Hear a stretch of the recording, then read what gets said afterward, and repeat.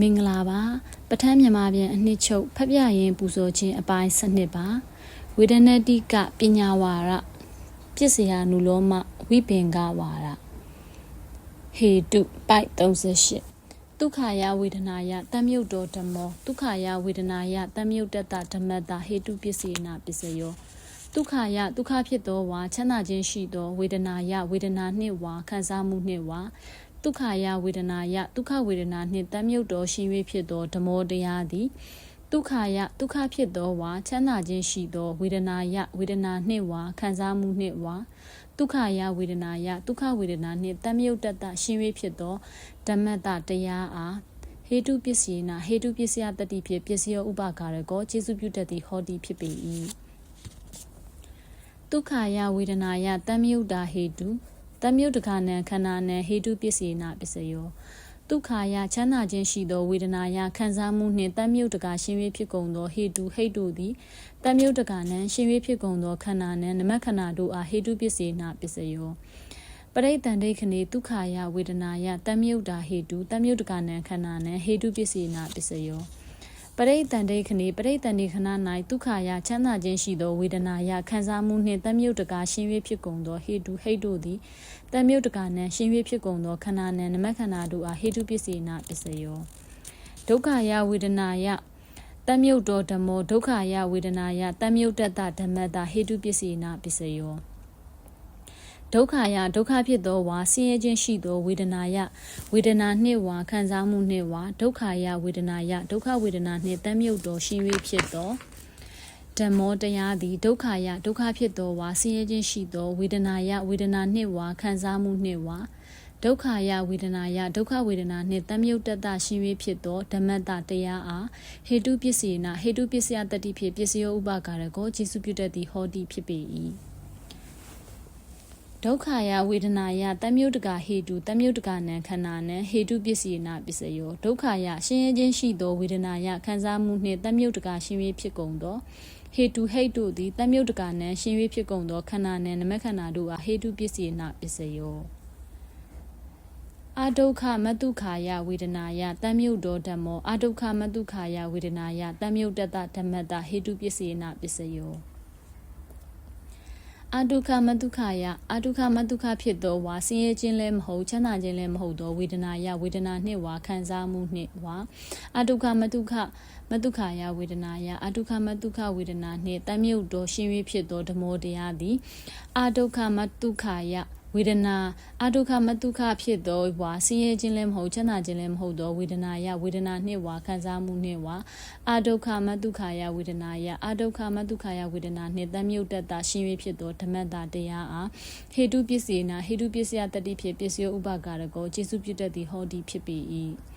အဒုက္ခမတုခယဝေဒနာယတမြုပ်တော်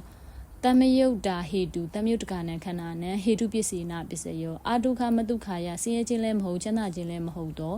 ဝေဒနာယခံစားမှုနှင့်တမြုပ်တကာရှင်၍ဖြစ်ကုန်သောဟေတုဟိတ်တုသည်တမြုပ်တကာနံရှင်၍ဖြစ်ကုန်သောခန္ဓာနံနမခန္ဓာတို့အားဟေတုပစ္စေနာပစ္စယောပရိတ္တန်ဒိဋ္ဌိနေအဒုက္ခမတုခယဝေဒနာယတမြုပ်တကာဟေတုတမြုပ်တကာနံခန္ဓာနံဟေတုပစ္စေနာပစ္စယောပရိတ္တန်ဒိဋ္ဌိတန်ဒိဋ္ဌိနိပရိတ္တန်ဒီခဏ၌အဒုက္ခမတုခယဆင်းရဲခြင်းလည်းမဟုတ်ချမ်းသာခြင်းလည်းမဟုတ်သောဝေဒနာယခံစားမှုနှင့်တမြုပ်တကာရှင်၍ဖြစ်ကုန်သောဟေတုဟိတ်တုသည်တမြုပ်တကာနံရှင်၍ဖြစ်ကုန်သောခန္ဓာနံနမခန္ဓာတို့အားဟေတုပစ္စေနာဟေတုပစ္စယတတိဖြင့်ပစ္စယောဥပကာရကောကျေစုပြုတတ်သည်ဟောတိဖြစ်ပေ၏အာရမဏဒုက္ခယဝေဒနာယတမြုပ်တော်ဓမ္မောဒုက္ခယဝေဒနာယတမြုပ်တတဓမ္မတအာရမဏပစ္စေနာပစ္စယောဒုက္ခယချမ်းသာခြင်းရှိသောဝေဒနာယခံစားမှုနှင့်တမြုပ်တော်ရှင်၍ဖြစ်သောဓမ္မောတရားသည်ဒုက္ခယချမ်းသာခြင်းရှိသောဝေဒနာယခံစားမှုနှင့်တမြုပ်တတရှင်၍ဖြစ်သောဓမ္မတတရားအားအာရမဏပစ္စေနာပစ္စယောအာရမဏပစ္စယတတိဖြင့်ပစ္စယောဥပကာရကောကျေစုပြုတတ်သည်ဟောတိဖြစ်ပေ၏ဒုက္ခယဝေဒနာယတမြုပ်တနစိတ်တေနဒါနံတထရာသီလံတမာတိယိတ်ဒရာဥပောတထကမ္မံကတရာဒုက္ခယဝေဒနာယတမယုတ်တေနစိတ်တေနပစ္စဝခေတိဒုက္ခယချမ်းသာခြင်းရှိသောဝေဒနာယခံစားမှုနှင့်တမယုတ် တေနရှင်၍ဖြစ်သောစိတ်တေနစိတ်ဖြစ်ဒါနံအလှကိုတထွာပေး၍တီလံတီလာကိုတမာတိရိတ်ထွာဆောက်တည်၍ဥပောတထကမ္မံဥပုပ်အမှုကိုကတွာပြု၍ဒုက္ခယချမ်းသာခြင်းရှိသောဝေဒနာယခံစားမှုနှင့်တမ်းမြုပ်တေနရှင်၍ဖြစ်သောစိတ်တေနစိတ်ဖြစ်ပစ္စဝကံတိဆင်ခြင်း၏ဒုက္ခယဝေဒနာယတမ်းမြုပ်တာဇာနာဝဋ္ဌဟိဒရာမက္ကာဝဋ္ဌဟိဒရာဖလာဝဋ္ဌဟိဒရာဒုက္ခယဝေဒနာယတမ်းမြုပ်တေနစိတ်တေနပစ္စဝကံတိဒုက္ခယချမ်းသာခြင်းရှိသောဝေဒနာယခံစားမှုနှင့်တမ်းမြုပ်တာရှင်၍ဖြစ်သောဇာနာဇံမဝဋ္ဌဟိဒရာထမြောက်၍မက္ကာမက်မာဝဋ္ဌဟိဒရာထမြောက်၍ဖလာမက်ဖို့မဝဋ္ဌဟိဒရာထမြောက်၍ဒုက္ခယချမ်းသာခြင်းရှိသောဝေဒနာယခံစားမှုနှင့်တမ်းမြုပ်တေနရှင်၍ဖြစ်သောစိတ်တေနစိတ်ဖြင့်ပစ္စဝကံတိဆင်ခြင်း၏အရိယဒုက္ခယဝေဒနာယတမ်းမြုပ်တေနစိတ်တေနဒုက္ခယဝေဒနာယတမ်းမြုပ်တေပဟိနေကိလေသေပစ္စဝကံတိဝကံပံဝကံဘိတေကိလေသေပစ္စဝကံတိပုပ္ပေသမုဒ္ဒါစိန်နေကိလေသေဇာနန္တိအရိယာမြတ်သောအရိယာပုဂ္ဂိုလ်တို့သည်ဒုက္ခယချမ်းသာခြင်းရှိသောဝေဒနာယခံစားမှုနှင့်တမ်းမြုပ်တေနရှင်၍ဖြစ်သောစိတ်တေနစိတ်ဖြင့်ဒုက္ခယချမ်းသာခြင်းရှိသောဝေဒနာယခံစားမှုနှင့်တမ်းမြုပ်တေရှင်၍ဖြစ်ကုန်သောပဟိနေပယ်အပ်ကုန်ပြီးသောကိလေသေကိလေသာတို့ကိုပစ္စဝကံတိဆင်ခြင်ကုန်၏ဝေခံပြီးတေခွာအပ်ကုန်ပြီးသောကိလေသေကိလေသာတို့ကိုပစ္စဝကံတိဆင်ခြင်ကုန်၏ပုပ္ပေရှိ၌သမုဒ္ဒါစိန်နေပြုလုပ်အပ်ခဲ့ကုန်ပြီးသောကိလေသေကိလေသာတို့ကိုဇာနန္တိတိကုန်၏တဲ့တိကုန်၏ဒုက္ခယဝေဒနာယတမ်းမြုပ်တေခံနေဒုက္ခယဝေဒနာယတမ်းမြုပ်တေနစိတ်တေနအနိစ္စတောဒုက္ခတောအနတ္တတောဝိပတ္တတိအတ္တတေတိအဘိနန္တတိတံအာရဘဒုက္ခယဝေဒနာယတမ်းမြုပ်တောရာဂောဥပ္ပစ္စံတိဒိဋ္ဌိဥပ္ပစ္စံတိဒုက္ခယချမ်းသာခြင်းရှိသောဝေဒနာယခံစားမှုနှင့်တမ်းမြုပ်တေရှင်၍ဖြစ်ကုန်သောခန္တီနမခန္ဓာတို့ကိုဒုက္ခယချမ်းသာခြင်းရှိသောဝေဒနာယခံစားမှုနှင့်တမ်းမြုပ်တေနရှင်၍ဖြစ်သောစိတ်တေနစိတ်ဖြင့်အနိစ္စတောမမြဲခြင်းဟု၍၎င်းဒုက္ခတောဆင်းရဲခြင်းဟု၍၎င်းအနတ္တတောအဆိုးမြခြင်းဟု၍၎င်းဝိပတ္တန်တိဝိပဿနာရှု၏အတ္တတေတိတာယာ၏အဘိနန္တတိနှစ်သက်၏တန်ထိုတာယာခြင်းနှစ်သက်ခြင်းကိုအာရဘအာယုံပြု၍ဒုက္ခယချမ်းသာခြင်းရှိသောဝေဒနာယခံစားမှုနှင့်တမ်းမြုပ်သောရှင်၍ဖြစ်သောရာဂောဆွဲလန်းကန့်ညှိခြင်းသည်ဥပ္ပစ္စံသည်ဖြစ်ပေါ်လာ၏ဒိဋ္ဌိအယူမှားခြင်းသည်ဥပ္ပစ္စံသည်ဖြစ်ပေါ်လာ၏ဒုက္ခယဝေဒနာယတမ်းမြုပ်တေခန္တီအာရဘဒုက္ခယဝေဒနာယတမ်းမြုပ်တာခန္ဓာဥပ္ပစ္စံတိဒုက္ခယချမ်းသာခြင်းရှိသောဝေဒနာယခံစားမှုနှင့်တမ်းမြုပ်တေရှင်၍ဖြစ်ကုန်သောခန္တီနမခန္ဓာတို့ကိုအာရဘအာယုံပြု၍ဒုက္ခယချမ်းသာခြင်းရှိသောဝေဒနာယခံစားမှုနှင့်တမ်းမြုပ်တာရှင်၍ဖြစ်ကုန်သောခန္ဓာနမခန္ဓာတို့သည်ဥပ္ပစ္စံသည်ဖြစ်ပေါ်လာကုန်၏ဒုက္ခယဝေဒနာယတမ်းမြုပ်သောဓမ္မောဒုက္ခယဝေဒနာယတမ်းမြုပ်တတဓမ္မတအာရမဏပစ္စေနပစ္စယောဒုက္ခယချမ်းသာခြင်းရှိသောဝေဒနာယခံစားမှုနှင့်တမ်းမြုပ်သောရှင်၍ဖြစ်သောဓမ္မောတရားသည်ဒုက္ခယဆင်းရဲခြင်းရှိသောဝေဒနာယခံစားမှုနှင့်တမ်းမြုပ်တတရှင်၍ဖြစ်သောဓမ္မတတရားအားအာရမဏပစ္စေနပစ္စယောဒုက္ခယဝေဒနာယတမ်းမြုပ်တေနစိတ်တေနဒါနံတထွာတိလံတမာတိရိတ်ထွာဥပောတထကမ္မံကတ္ထွာဝိပတိတာရိတဒေါမနတံဥပ္ပစ္စံတိဒုက္ခယချမ်းသာခြင်းရှိသောဝေဒနာယခံစားမှုနှင့်တမ်းမြုပ်တေနရှင်၍ဖြစ်သောစိတ်တေနစိတ်ဖြင့်ဒါနံအလူကိုတထွာပေး၍တိလံတိလကိုတမာတိရိတ်ထွာဆောက်တည်၍ဥပောတထကမ္မံဥပုပ်မှုကိုကတထွာပြု၍ဝိပတိတာရိတံဝိပတိတာရိတစိတ်နှလုံးမသားမယာဖြစ်ခြင်းရှိသောပုဂ္ဂိုလ်အားဒေါမနတံစိတ်နှလုံးမသားမယာဖြစ်ခြင်းသည်ဥပ္ပစ္စံသည်ဖြစ်ပေါ်လာ၏ဒုက္ခယဝေဒနာယတမ်းမြုပ်တေနဇာတမ်းမြုပ်တေဇာနေပရိဟိနေဝိပတိတာရိတဒေါမနတံဥပ္ပစ္စံတိဒုက္ခယချမ်းသာခြင်းရှိသောဝေဒနာယခံစားမှုနှင့်တမ်းမြုပ်တေရှင်၍ဖြစ်သောဇာနေဇံသည်ပရိဟိနေရုပ်လျော့သည်ရှိသောဝိပတိတာရိတထိုသို့ဇံရုပ်လျော့၍စိတ်နှလုံးမသားမယာဖြစ်ခြင်းရှိသောပုဂ္ဂိုလ်အားဒေါမနတံစိတ်နှလုံးမသားမယာဖြစ်ခြင်းသည်ဥပ္ပစ္စံသည်ဖြစ်ပေါ်လာ၏ဒုက္ခယဝေဒနာယတမ်းမြုပ်တေခန္တီအာရဘဒုက္ခယဝေဒနာယတမ်းမြုပ်တာခန္ဓာဥပ္ပစ္စံတိဒုက္ခယချမ်းသာခြင်းရှိသောဝေဒနာယခံစားမှုနှင့်တမ်းမြုပ်တေရှင်၍ဖြစ်ကုန်သောခန္တီနမခန္ဓာတို့ကိုအာရဘအာယုံပြု၍ဒုက္ခယဆင်းရဲခြင်းရှိသောဝေဒနာယခံစားမှုနှင့်တ တမ်းမြုပ်တာရှင်၍ဖြစ်ကုန်သောခန္ဓာနမခန္ဓာတို့သည်ဥပ္ပဇ္ဇံသည်ဖြစ်ပေါ်လာကုန်၏ဒုက္ခယဝေဒနာယတမ်းမြုပ်သောဓမ္မောအဒုက္ခမဒုက္ခယဝေဒနာယတမ်းမြုပ်တတဓမ္မတအာရမဏပစ္စည်းနာပစ္စယောဒုက္ခယချမ်းသာခြင်းရှိသောဝေဒနာယခံစားမှုနှင့်တမ်းမြုပ်သောရှင်၍ဖြစ်သောဓမ္မောတရားသည်အဒုက္ခမဒုက္ခယဆင်းရဲခြင်းလည်းမဟုတ်ချမ်းသာခြင်းလည်းမဟုတ်သောဝေဒနာယခံစားမှုနှင့်တမ်းမြုပ်တတရှင်၍ဖြစ်သောဓမ္မတတရားအားအာရမဏပစ္စည်းနာပစ္စယောဒုက္ခယဝေဒနာယတမ်းမြုပ်တေနစိတ်တေနဒါနံတထွာတိလံတမာတိရိဒ္ဓရာဥပောတထကမ္မံကတ္ရာအဒုက္ခမဒုက္ခယဝေဒနာယတမ်းမြုပ်တေနစိတ်တေနပစ္စဝကံတိဒုက္ခယချမ်းသာခြင်းရှိသောဝေဒနာယခံစားမှုနှင့်တမ်းမြုပ်တေနရှင်၍ဖြစ်သောစိတ်တေနစိတ်ဖြစ်ဒါနံအလှကိုတထွာပေး၍တိလံတိလကိုတမာတိရိဒ္ဓရာဆောက်တည်၍ဥပောတထကမ္မံဥပုအမှုကိုကထွာပြု၍အဒုက္ခမဒုက္ခယဆင်းရဲခြင်းလည်းမဟုတ်ချမ်းသာခြင်းလည်းမဟုတ်သောဝေဒနာယခံစားမှုနှင့်တမ်းမြုပ်တေနရှင်၍ဖြစ်သောစိတ်တေနစိတ်ဖြစ်ပစ္စဝကံတိဆင်ခြင်း၏ဒုက္ခယဝေဒနာယတမ်းမြုပ်တာဇာနာဝဋ္ဌဟိဒ္ဓရာမဂ္ဂဝဋ္ဌဟိဒ္ဓရာဖလာဝဋ္ဌဟိဒ္ဓရာအဒုက္ခမဒုက္ခယဝေဒနာယတမ်းမြုပ်တေနစိတ်တေနပစ္စဝကံတိဒုက္ခယချမ်းသာခြင်းရှိသောဝေဒနာယခံစားမှုနှင့်တမ်းမြုပ်တာရှင်၍ဖြစ်သောဇာနာဇမ္မဝဋ္ဌဟိဒ္ဓရာထမြောက်၍မဂ္ဂမတ်မာဝဋ္ဌဟိဒ္ဓရာထမြောက်၍ဖလာဖို့မာဝဋ္ဌဟိဒ္ဓရာထမြောက်၍အဒုက္ခမဒုက္ခယဆင်းရဲခြင်းလည်းမဟုတ်ချမ်းသာခြင်းလည်းမဟုတ်သောဝေဒနာယခံစားမှုနှင့်တမ်းမြုပ်တေနရှင်၍ဖြစ်သောစိတ်တေနစိတ်ဖြစ်ပစ္စဝကံတိဆင်ခြင်း၏အရိယာအဒုက္ခမဒုက္ခယဝေဒနာယတမ်းမြုပ်တေနစိတ်တေနဒုက္ခယဝေဒနာယတမ်းမြုပ်တေပဟိနေကိလေသေပစ္စဝကံတိဝေခံပိတေကိလေသေပစ္စဝကံတိပုပ္ပေတမှုဒါစိန်နေကိလေသေဇာနံတိအရိယာမြတ်သောအရိယာပုဂ္ဂိုလ်တို့သည်အဒုက္ခမဒုက္ခယဆင်းရဲခြင်းလည်းမဟုတ်ချမ်းသာခြင်းလည်းမဟုတ်သောဝေဒနာယခံစားမှုနှင့်တမ်းမြုပ်တေနရှင်၍ဖြစ်သောစိတ်တေနစိတ်ဖြစ်ဒုက္ခယချမ်းသာခြင်းရှိသောဝေဒနာယခံစားမှုနှင့်တမ်းမြုပ်တေရှင်၍ဖြစ်ကုန်သောပဟိနေပဲအပ်ကုန်ပြီးသောကိလေသာတို့ကိုပစ္စဝကံတိဆင်ခြင်းကုန်၏ဝေခံပိတေခွာအပ်ကုန်ပြီးသောကိလေသာတို့ကိုပစ္စဝကံတိဆင်ခြင်းကုန်၏ပုပ္ပေရှိ၌တမှုဒါစိန်နေပြုလုပ်အပ်ခဲ့ကုန်ပြီးသောကိလေသာတို့ကိုဇာနံတိတိကုန်၏ဒုက္ခယဝေဒနာယတမ်းမြုပ်တေခံနေအဒုက္ခမဒုက္ခယဝေဒနာယတမ်းမြုပ်တေနစိတ်တေနအနိစ္စတောဒုက္ခတောအနတ္တတောဝိပတ္တတိအတ္တတေတိအပိနန္တတိတံအာရဘအဒုက္ခမဒုက္ခယဝေဒနာယတမ်းမြုပ်တောရာဂောဥပ္ပဇ္ဇံတိဒိဋ္ဌိဥပ္ပဇ္ဇံတိဝိသိကိစ္စဥပ္ပဇ္ဇံတိဥဒ္ဒဇံဥပ္ပဇ္ဇံတိဒုက္ခယချမ်းသာခြင်းရှိသောဝေဒနာယခံစားမှုနှင့်တမ်းမြုပ်တေရှင်၍ဖြစ်ကုန်သောခန္တီနမခန္ဓာတို့ကိုအဒုက္ခမဒုက္ခယဆင်းရဲခြင်းလည်းမဟုတ်ချမ်းသာခြင်းလည်းမဟုတ်သော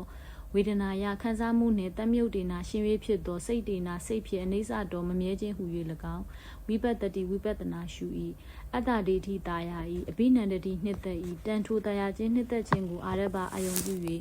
အဒုက္ခမဒုက္ခယဆင်းရဲခြင်းလည်းမဟုတ်ချမ်းသာခြင်းလည်းမဟုတ်သောဝေဒနာယခံစားမှုနှင့်တမ်းမြုပ်သောရှင်၍ဖြစ်သောရာဂောဆွဲလန်းကန့်ညှိခြင်းသည်ဥပ္ပဇ္ဇံဖြစ်ပေါ်လာ၏ဒိဋ္ဌိအယူမှားခြင်းသည်ဥပ္ပဇ္ဇံသည်ဖြစ်ပေါ်လာ၏ဝိသိကိစ္စယုံမှားခြင်းသည်ဥပ္ပဇ္ဇံသည်ဖြစ်ပေါ်လာ၏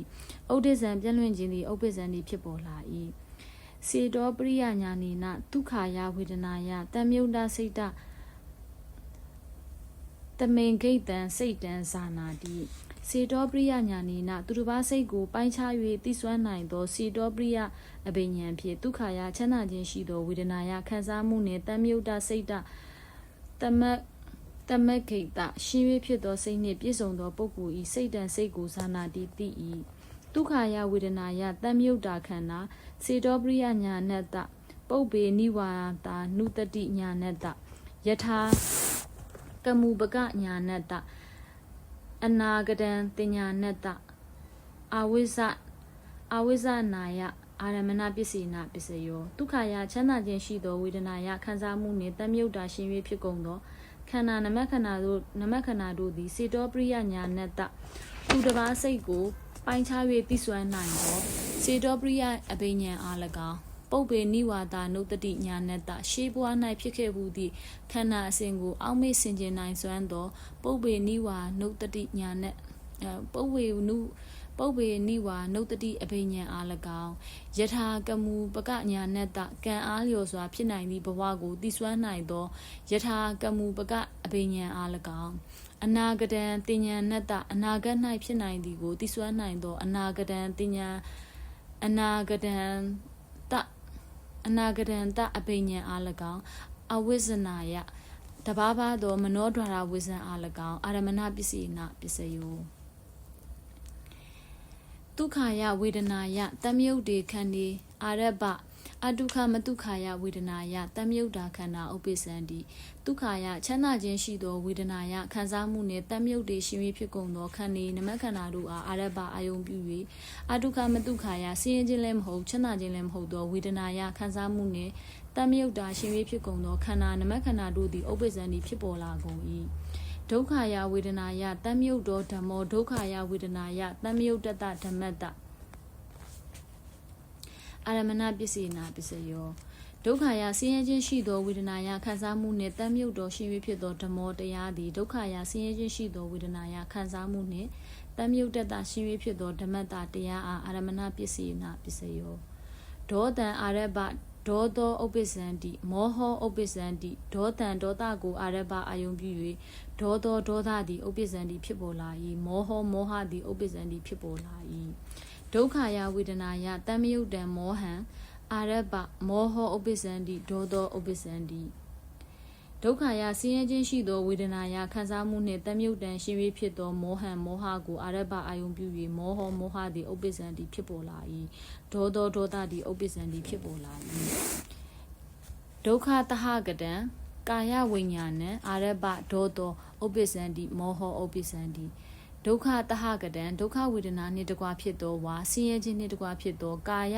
ဝိညာဏံကာယဝိညာဉ်စိတ်ဟုသောထိတိစိတ်ကိုအာရဘအာယုံပြု၍ဒေါသောဒေါသသည်ဥပ္ပစ္စန္တိဖြစ်ပေါ်လာ၏မောဟသည်ဥပ္ပစ္စန္တိဖြစ်ပေါ်လာ၏ဒုက္ခယဝေဒနာယတမြုပ်တေခန္ဒီအာရဘဒုက္ခယဝေဒနာယတမြုပ်တာခန္ဓာဥပ္ပစ္စန္တိဒုက္ခယဆင်းရဲခြင်းရှိသောဝေဒနာယခံစားမှုနှင့်တမြုပ်တေရှင်ဖြစ်ကုန်သောခန္ဒီနမခန္ဓာတို့ကိုအာရဘအာယုံပြု၍ဒုက္ခယဆင်းရဲခြင်းရှိသောဝေဒနာယခံစားမှုနှင့်တမြုပ်တာရှင်ဖြစ်ကုန်သောခန္ဓာနမခန္ဓာတို့သည်ဥပ္ပစ္စန္တိဖြစ်ပေါ်လာကုန်၏ဒုက္ခယဝေဒနာယတမြုပ်သောဓမ္မောဒုက္ခယဝေဒနာယတမြုပ်တတဓမ္မတအာရမဏပစ္စေနာပစ္စယောဒုက္ခယဆင်းရဲခြင်းရှိသောဝေဒနာယခံစားမှုနှင့်တမြုပ်သောရှင်ဖြစ်သောဓမ္မောတရားသည်ဒုက္ခယချမ်းသာခြင်းရှိသောဝေဒနာယခံစားမှုနှင့်တမြုပ်တတရှင်ဖြစ်သောဓမ္မတတရားအားအာရမဏပစ္စေနာပစ္စယောအရိယာဒုက္ခယဝေဒနာယတမြုပ်တေနာစိတ်တေနဒုက္ခယဝေဒနာယတမြုပ်တေပဟိနေကိလေသေပစ္စဝကံတိဝိခံပိတေကိလေသေပစ္စဝကံတိပုပ္ပေတမှုတာစိန်နေကိလေသေဇာနံတိအရိယာမြတ်သောအရိယာပုဂ္ဂိုလ်တို့သည်ဒုက္ခယချမ်းသာခြင်းရှိသောဝေဒနာယခံစားမှုနှင့်တမြုပ်တေနရှင်၍ဖြစ်သောစိတ်တေနစိတ်ဖြစ်ဒုက္ခယဆင်းရဲခြင်းရှိသောဝေဒနာယခံစားမှုနှင့်တမြုပ်တေရှင်၍ဖြစ်ကုန်သောပဟိနေပေအပ်ကုန်ပြီးသောကိလေသာတို့ကိုပစ္စဝကံတိဆင်ခြင်ကုန်၏ဇာနံတိကိကုန်၏ဒုက္ခယဝေဒနာယတမြုပ်တေခန္ဒီဒုက္ခယဝေဒနာယတမြုပ်တေနာစိတ်တေနာအနေဆတောဒုက္ခတောအနတ္တတောဝိပတ္တိဒုက္ခယဝေဒနာယတမြုပ်တေခန္ဒီအာရဘဒုက္ခယဝေဒနာယတမြုပ်တာခန္ဓာဥပ္ပစ္စန္တိဒုက္ခယဆင်းရဲခြင်းရှိသောဝေဒနာယခံစားမှုနှင့်တမြုပ်တေရွှင်ဖြစ်ကုန်သောခန္ဒီနမခန္ဓာတို့ကိုဒုက္ခယချမ်းသာခြင်းရှိသောဝေဒနာယခံစားမှုနှင့်တမြုပ်တေနာရှင်ဖြစ်သောစိတ်တေနာစိတ်ဖြစ်အနေဆတော်မမြဲခြင်းဟူ၍၎င်းဝိပတ္တိဝိပဿနာရှု၏ဒုက္ခယဆင်းရဲခြင်းရှိသောဝေဒနာယခံစားမှုနှင့်တမြုပ်တေရှင်ဖြစ်ကုန်သောခန္ဒီနမခန္ဓာတို့ကိုအာရဘအာယုံပြု၍ဒုက္ခယချမ်းသာခြင်းရှိသောဝေဒနာယခံစားမှုနှင့်တမြုပ်တာရှင်ဖြစ်ကုန်သောခန္ဓာနမခန္ဓာတို့သည်ဥပ္ပစ္စန္တိဖြစ်ပေါ်လာကုန်၏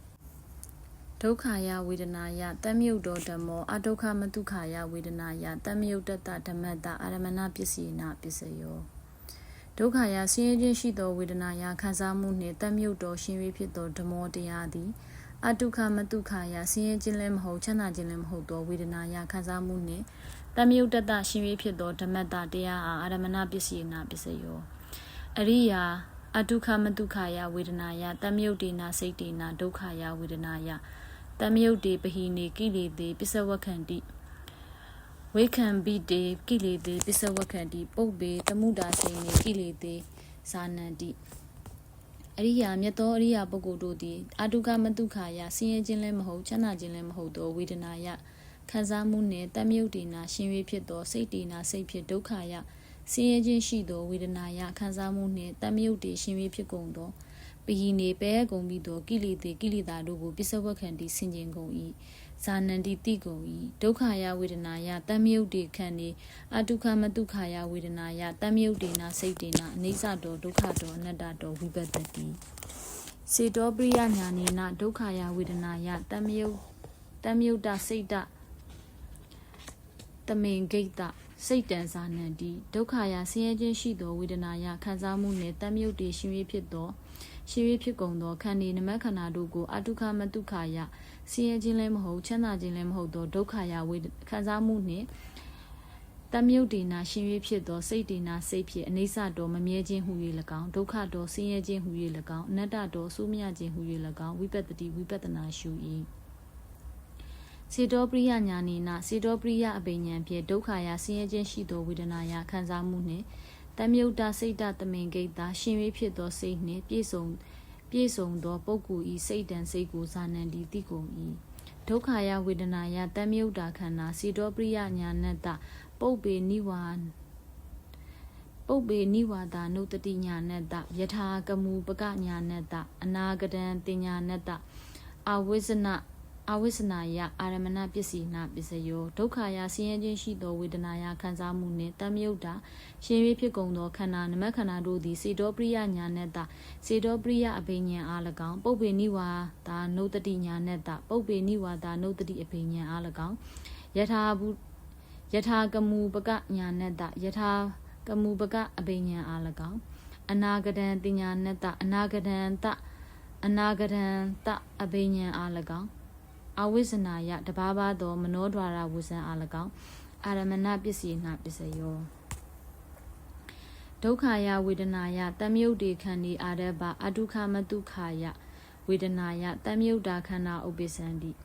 ဒုက္ခယဆင်းရဲခြင်းရှိသောဝေဒနာယခံစားမှုနှင့်တမြုပ်တေရှင်၍ဖြစ်ကုန်သောခန္တီနမခန္ဓာတို့ကိုအာရဘအာယုံပြု၍အတုခမတုခာယဆင်းရဲခြင်းလည်းမဟုတ်ချမ်းသာခြင်းလည်းမဟုတ်သောဝေဒနာယခံစားမှုနှင့်တမြုပ်တာရှင်၍ဖြစ်ကုန်သောခန္ဓာနမခန္ဓာတို့သည်ဥပ္ပစ္စန္တိဖြစ်ပေါ်လာကုန်၏အတုခမတုခာယဝေဒနာယတမြုပ်တော်ဓမ္မောအတုခမတုခာယဝေဒနာယတမြုပ်တတဓမ္မတအာရမဏပစ္စည်းနာပစ္စယောအတုခမတုခာယဆင်းရဲခြင်းလည်းမဟုတ်ချမ်းသာခြင်းလည်းမဟုတ်သောဝေဒနာယခံစားမှုနှင့်တမြုပ်တော်ရှင်၍ဖြစ်သောဓမ္မောတရားသည်အတုခမတုခာယဆင်းရဲခြင်းလည်းမဟုတ်ချမ်းသာခြင်းလည်းမဟုတ်သောဝေဒနာယခံစားမှုနှင့်တမြုပ်တတရှင်၍ဖြစ်သောဓမ္မတတရားအားအာရမဏပစ္စည်းနာပစ္စယောအတုခမတုခာယဝေဒနာယတမြုပ်တေနာစိတ်တေနာဒါနံတတ္တဝတိလံတမာတိယိတ်္တဥပောတထကမ္မံကတ္တဝအတုခမတုခာယဝေဒနာယတမြုပ်တေနာစိတ်တေနာပစ္စဝခတိအတုခမတုခာယဆင်းရဲခြင်းလည်းမဟုတ်ချမ်းသာခြင်းလည်းမဟုတ်သောဝေဒနာယခံစားမှုနှင့်တမြုပ်တေနာရှင်၍ဖြစ်သောစိတ်တေနာစိတ်ဖြစ်ဒါနံလှူကိုတတ္တဝပေး၍တိလံတိလကိုတမာတိယိတ်္တဆောက်တည်၍ဥပောတထကမ္မံဥပုပ်အမှုကိုကတ္တဝပြု၍အတုခမတုခာယဆင်းရဲခြင်းလည်းမဟုတ်ချမ်းသာခြင်းလည်းမဟုတ်သောဝေဒနာယခံစားမှုနှင့်တမြုပ်တေနာရှင်၍ဖြစ်သောစိတ်တေနာစိတ်ဖြစ်ပစ္စဝခန္တီဆင်ခြင်း၏အတုခမတုခာယဝေဒနာယတမြုပ်တာစိတ်နာဝုထဟိဒရာမက္ကာဝုထဟိဒရာဖလာဝုထဟိဒရာအတုခမတုခာယဝေဒနာယတမြုပ်တေနာစိတ်တေနာပစ္စဝခန္တီအတုခမတုခာယဆင်းရဲခြင်းလည်းမဟုတ်ချမ်းသာခြင်းလည်းမဟုတ်သောဝေဒနာယခံစားမှုနှင့်တမြုပ်တာရှင်၍ဖြစ်သောဇာနာဇံမဝုထဟိဒရာထားမြောက်၍မက္ကာမက်မဝုထဟိဒရာထားမြောက်၍ဖလာဖိုမဝုထဟိဒရာထားမြောက်၍အတုခမတုခာယဆင်းရဲခြင်းလည်းမဟုတ်ချမ်းသာခြင်းလည်းမဟုတ်သောဝေဒနာယခံစားမှုနှင့်တမြုပ်တေနာရှင်၍ဖြစ်ကုန်သောစိတ်တေနာစိတ်ဖြစ်ပစ္စဝခန္တီဆင်ခြင်း၏အရိယာအတုခမတုခာယပေဒနာယတမြုပ်တေနာစိတ်တေနာအတုခမတုခာယဝေဒနာယတမြုပ်တေပဟိနေကိလေသေပစ္စဝခန္တီဝိခံပိတေကိလေသေပစ္စဝခန္တီပုပ္ပေသမုဒ္ဒါစိန်နေပစ္စဝကိလေသေဇာနန္တိအရိယာမြတ်သောအရိယာပုဂ္ဂိုလ်တို့သည်အတုခမတုခာယဆင်းရဲခြင်းလည်းမဟုတ်ချမ်းသာခြင်းလည်းမဟုတ်သောဝေဒနာယခံစားမှုနှင့်တမြုပ်တေနာရှင်၍ဖြစ်သောစိတ်တေနာစိတ်ဖြင့်အတုခမတုခာယဆင်းရဲခြင်းလည်းမဟုတ်ချမ်းသာခြင်းလည်းမဟုတ်သော ဝေဒနာယခံစားမှုနှင့်တမြုပ်တည်ရှင်ရေးဖြစ်ကုန်သောပဟိနေပဲအကုန်ပြီးသောကိလေသာတို့ကိုပစ္စဝက္ခံတည်ဆင်ခြင်ကုန်၏ဝိခံပြီးဒီခွာအကုန်ပြီးသောကိလေသာတို့ကိုပစ္စဝက္ခံတည်ဆင်ခြင်ကုန်၏ပုပ္ပေရှိ၌တမှုတာစိန်ဤပြုလုပ်အပ်ခဲ့ကုန်ပြီးသောကိလေသာတို့ကိုဇာနံတိတိကုန်၏အာဒုက္ခမတုခာယဝေဒနာယတမြုပ်တေခံနေအာဒုက္ခမတုခာယဝေဒနာယတမြုပ်တေနာစိတ်တေနာအနိစ္စတောဒုက္ခတောအနတ္တတောဝိပတ္တိအတ္တတေတိအဘိနန္တတိတံအာရဘအာဒုက္ခမတုခာယဝေဒနာယတမြုပ်တောရာဂောဥပ္ပစ္စံတိဒိဋ္ဌိဥပ္ပစ္စံတိဝိသိကိစ္စဥပ္ပစ္စံတိဩဒိစ္စံဥပ္ပစ္စံတိအဒုက္ခမတုခာယဆင်းရဲခြင်းလည်းမဟုတ်ချမ်းသာခြင်းလည်းမဟုတ်သောဝေဒနာယခံစားမှုနှင့်တမြုပ်တည်ရှင်ရေးဖြစ်ကုန်သောခန္တီနမခန္ဓာတို့ကိုအဒုက္ခမတုခာယဆင်းရဲခြင်းလည်းမဟုတ်ချမ်းသာခြင်းလည်းမဟုတ်သောဝေဒနာယခံစားမှုနှင့်တမြုပ်တည်နာရှင်ရေးဖြစ်သောစိတ်တည်နာစိတ်ဖြင့်အနိစ္စတော်မမြဲခြင်းဟူ၍၎င်းဒုက္ခတော်ဆင်းရဲခြင်းဟူ၍၎င်းအနတ္တတော်စိုးမြခြင်းဟူ၍၎င်းဝိပတ္တိဝိပဿနာရှု၏အတ္တတေတိတာယာ၏အဘိနန္တတိနှစ်သက်၏တန်ထိုတာယာခြင်းနှစ်သက်ခြင်းကိုအာရဘအာယုံပြု၍အဒုက္ခမတုခာယဆင်းရဲခြင်းလည်းမဟုတ်ချမ်းသာခြင်းလည်းမဟုတ်သောဝေဒနာယခံစားမှုနှင့်တမြုပ်တော်ရှင်၍ဖြစ်သောရာဂောဆွဲလန်းကန့်ညှိခြင်းသည်ဥပ္ပစ္စံသည်ဖြစ်ပေါ်လာ၏ဒိဋ္ဌိယူမှားခြင်းသည်ဥပ္ပစ္စံသည်ဖြစ်ပေါ်လာ၏ဝိသိကိစ္စယုံမှားခြင်းသည်ဥပ္ပစ္စံသည်ဖြစ်ပေါ်လာ၏ဩဒိစ္စံပြန့်လွင့်ခြင်းသည်ဥပ္ပစ္စံသည်ဖြစ်ပေါ်လာ၏စေတောပရိယညာနိနာအတုခမတုခာယဝေဒနာယတမြုပ်တစိတ်တတမင်ဂိတစိတ်တံစာနံတိစေတောပရိယညာနိနာသူတစ်ပါးစိတ်ကိုပိုင်းခြား၍သိစမ်းနိုင်သောစေတောပရိယအဘိညာဉ်ဖြင့်အတုခမတုခာယဆင်းရဲခြင်းလည်းမဟုတ်ချမ်းသာခြင်းလည်းမဟုတ်သောဝေဒနာယခံစားမှုနှင့်တမြုပ်တစိတ်တတမင်ဂိတရှင်၍ဖြစ်သောစိတ်နှင့်ပြည့်စုံသောပုဂ္ဂိုလ်၏စိတ်တံစိတ်ကိုစာနံတိတိကုန်၏အာဂတနိညာယရဏံဝိညာနိညာယရဏတအာရမဏပစ္စေနပစ္စယောအာကိဉ္စညာယရဏံနေဝတင်ညာညာတင်ညာယရဏတအာရမဏပစ္စေနပစ္စယောအာဂတနိညာယရဏံရှိဤဘဝရှိဘဝမိမိအဇိဒတဏ္ဏ၌ဖြစ်ဖူးသောအာဂတနိညာယရဏအစံသည်ဝိညာနိညာယရဏတဖြစ်စေသောဝိညာနိညာယရဏဇံအားအာရမဏပစ္စေနပစ္စယောအာကိဉ္စညာယရဏံ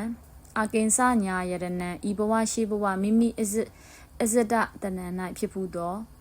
အာကိဉ္စညာယရဏဇံသည်နေဝတင်ညာညာတင်ညာယရဏတဖြစ်စေသောနေဝတင်ညာညာတင်ညာယရဏဇံအားအာရမဏပစ္စေနပစ္စယောအဒုက္ခမတုခာယဝေဒနာယတမြုပ်တာခန္ဓာအိဋ္ဌိဝိဒညာနတစေတောပရိယညာနတပုပ္ပေနိဝါဒနုတ္တိညာနတယထာကမူပကညာနတအနာဂတံတင်ညာနတအဝိဇ္ဇနာယအာရမဏပစ္စေနပစ္စယောအဒုက္ခမတုခာယဆင်းရဲခြင်းလည်းမဟုတ်ချမ်းသာခြင်းလည်းမဟုတ်သောဝေဒနာယခံစားမှုနှင့်တမြုပ်တာရှင်၍ဖြစ်ကုန်သောခန္ဓာနမခန္ဓာတို့သည်အိဋ္ဌိဝိဒညာနတအထူးသောတကိုးဖန်ဆင်းခြင်း၌စွမ်းနိုင်သောအိဋ္ဌိဝိဒအဘိညာဉ်အား၎င်းအဝိဇ္ဇနာယတဘာဘာသောမနောဒွါရဝိဇ္ဇံအား၎င်းအာရမဏပစ္စေနပစ္စယောအဒုက္ခမတုခာယဝေဒနာယတမြုပ်တေခန္ဒီအာရဘအဒုက္ခမတုခာယဝေဒနာယတမြုပ်တာခန္ဓာဥပ္ပစ္စံတိအဒုက္ခမတုခာယဆင်းရဲခြင်းလည်းမဟုတ်ချမ်းသာခြင်းလည်းမဟုတ်သောဝေဒနာယခံစားမှုနှင့်တမြုပ်တေရှင်ရေးဖြစ်ကုန်သောခန္ဒီနမခန္ဓာတို့ကိုအာရဘအာယုံပြု၍အဒုက္ခမတုခာယဆင်းရဲခြင်းလည်းမဟုတ်ချမ်းသာခြင်းလည်းမဟုတ်သောဝေဒနာယခံစားမှုနှင့်တမြုပ်တာရှင်ရေးဖြစ်ကုန်သောခန္ဓာနမခန္ဓာတို့သည်ဥပ္ပစ္စံတိဖြစ်ပေါ်လာကုန်၏အဒုက္ခမတုခာယဝေဒနာယတမြုပ်တော်ဓမ္မောဒုက္ခယဝေဒနာယတမြုပ်တတဓမ္မတအာရမဏပစ္စေနပစ္စယောအဒုက္ခမတုခာယဆင်းရဲခြင်းလည်းမဟုတ်ချမ်းသာခြင်းလည်းမဟုတ်သောဝေဒနာယခံစားမှုနှင့်တမြုပ်တော်ရှင်၍ဖြစ်သောဓမ္မောတရားသည်ဒုက္ခယချမ်းသာခြင်းရှိသောဝေဒနာယခံစားမှုနှင့်တမြုပ်တတရှင်၍ဖြစ်သောဓမ္မတတရားအားအာရမဏပစ္စေနပစ္စယောရှိနီတုအဒုက္ခမတုခာယဝေဒနာယတမြုပ်တော်ဓမ္မောဒုက္ခယဝေဒနာယတမြုပ်တတဓမ္မတအာရမဏပစ္စေနပစ္စယောအဒုက္ခမတုခာယဆင်းရဲခြင်းလည်းမဟုတ်ချမ်းသာခြင်းလည်းမဟုတ်သောဝေဒနာယခံစားမှုနှင့်တမြုပ်တော်ရှင်၍ဖြစ်သောဓမ္မောတရားသည်ဒုက္ခယဆင်းရဲခြင်းရှိသောဝေဒနာယခံစားမှုနှင့်တမြုပ်တတရှင်၍ဖြစ်သော ဓမ္မတတရားအားအာရမဏပစ္စယနာအာရမဏပစ္စယတတိဖြင့်ပစ္စယဥပါကာရကိုကျေစုပြုတတ်သည်ဟောသည်ဖြစ်ပေ၏ရှေနီတူယနေ့အတွက်ဖပြရင်ပူဇော်ခြင်းပြီးပါပြီကျေးဇူးတင်ပါတယ်သာဓုသာဓုသာဓုပါ